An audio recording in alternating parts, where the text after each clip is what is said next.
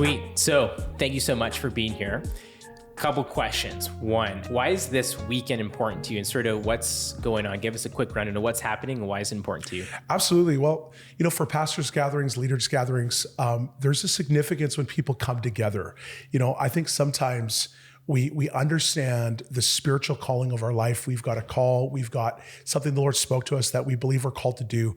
But many times those words, those things are actually accomplished when we come together, like moments like this. And I want to say that when Canadian leaders come together, there's encouragement, there's faith in the room. I found some of my greatest relationships have come out of places like this because we're running in the same sphere. And so the significance of us that know what we're going through as leaders, we know the price that's being paid, we know the things that are going on.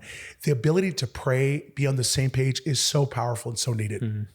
And what do you feel is, even Canada as a whole, because you travel a lot, you talk to a lot of different leaders and pastors. What do you feel are some of the biggest challenges you've noticed among leaders throughout Canada? 100%.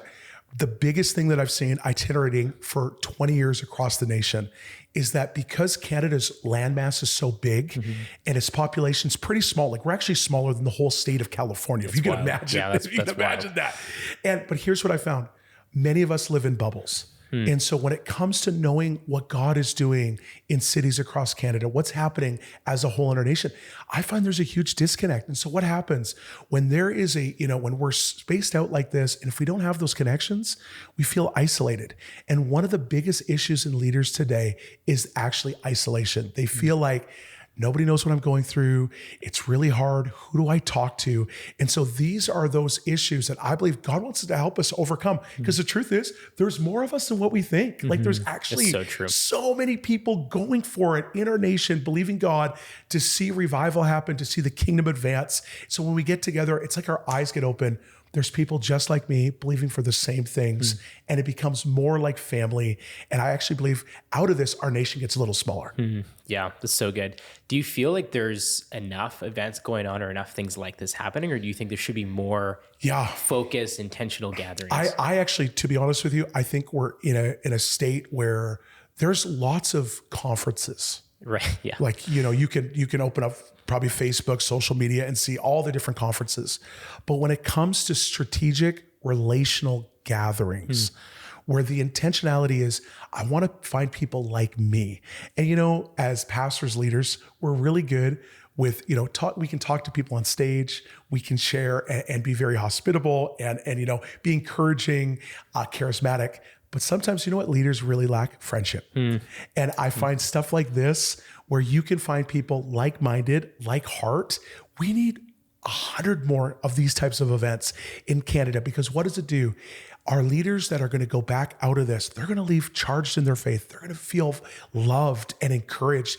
And what is that going to do for the body? That overflow is now going to affect every person they minister to, their whole entire team, and even more than that, the communities and the cities that they represent. So coming to this, we need so much more because the need is so great. That's so good. Now, something practical, for pastors and leaders that come to an event like this, how can someone maximize? Because it's easy to just go through the motions. 100%. And, like, how do you maximize and actually get the most out of this?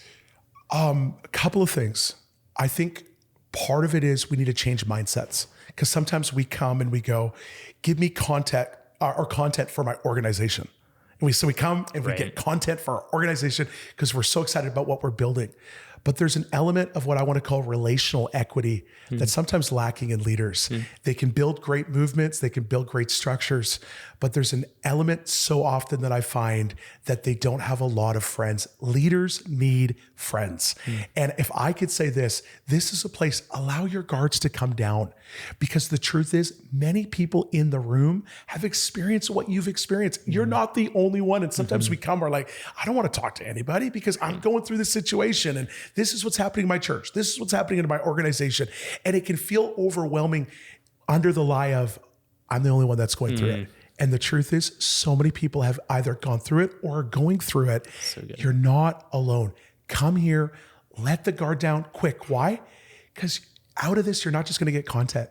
I actually believe you're going to have friends that you're going to carry for the next 30, 40, 50 years. That right there is worth it. That's so good. So with that too, a bit of a personal question.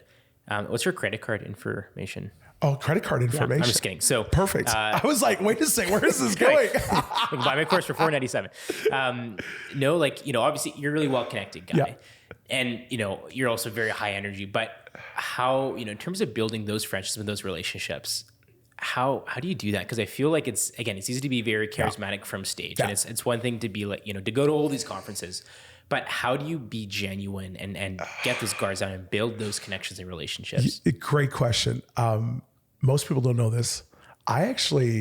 There's some areas for this that I still struggle with, like being very. I don't believe that. That's wild. No, being very transparent. Like I know when people see me, they're like, okay, Sammy's charismatic, he's outgoing. Totally. But there are elements still for me, and especially if I don't feel like I'm at my best, especially in moments where I'm like, man, it's hard.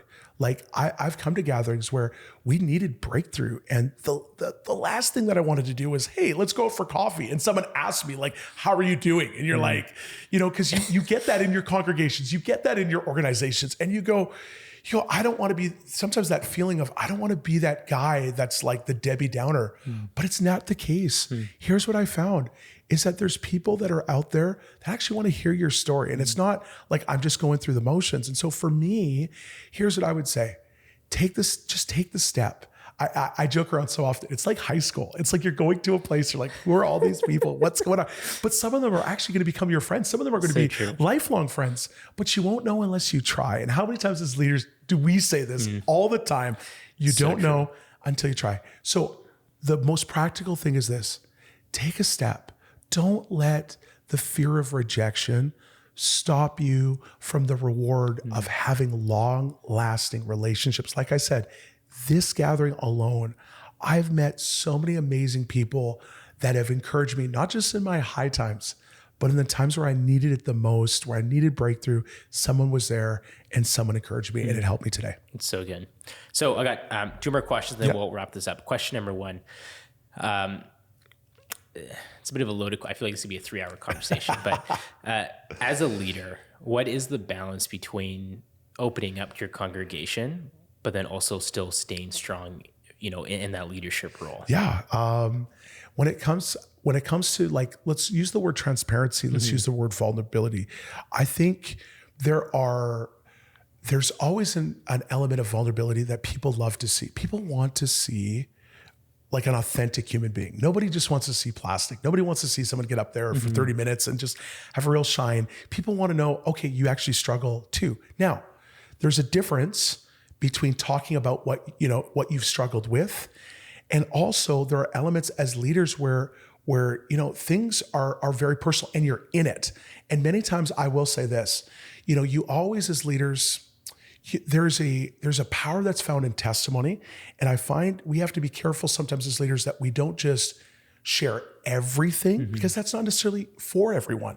And sometimes here's what we don't realize. We actually can put pressure on people when we share everything, like, oh my goodness, my pastor's going through this and this. and we're actually putting on people a weight that they don't necessarily have the grace to carry. And so we have to learn, when I'm sharing something vulnerable, I actually trust that you're going to carry that weight with me well. So you have to know your congregation. What can I share? Where's the grace at? What can they actually carry together? And then what are those relationships that I can go, listen, I'm in the middle of this. I don't know how I'm going to make it. Help me. Those relationships are so vital in your life. So you have, again, where's the grace at? What can people carry? That's significant. So again, last question. And I ask this to a lot of different conversations I have with people. As a leader, what is the worst advice you've ever received? Oh my goodness. Okay, I'll tell you the exact, here is the actual worst advice that I have ever received in my whole entire life. And it was this: Sammy, just fill up your schedule as much as you can. God will sort everything out. Just be busy. That is if there was a spirit of stupid, let me tell you that right now, that would be it. Because here's what's so easy is that the worst advice for me younger was I thought I was more successful by how busy I was. And I judged everything by business. I judged my relationships by busyness. And so it got me into a place of being competitive. And I actually lost relationships because I didn't realize that I was being competitive over how successful and how busy. And so I became this busyness. But you know what suffered? My health suffered. My family suffered. Like being open and transparent. Like I had situations where by the grace of God, I'm still married today because busyness could have taken out my marriage. And this is where we need to learn the balance of, yes, we have a call of God, but at the same time, God actually showed us the model of rest. He showed us the model, like Jesus said, I only do those things I see my Father do. Jesus never worked to perform. He was always working out of relationship with his dad. I believe God wants to bring us back into that place. So that has been literally the worst advice was just slam your schedule, be as busy as you can. That's terrible advice. The truth is this, find that lane of rest, learn how to live out of that place, and you'll accomplish what God's called you to accomplish. So good. Man, thank you. That's a wrap. Pastor Gathering 2024. Be great. Stay blessed. Adios.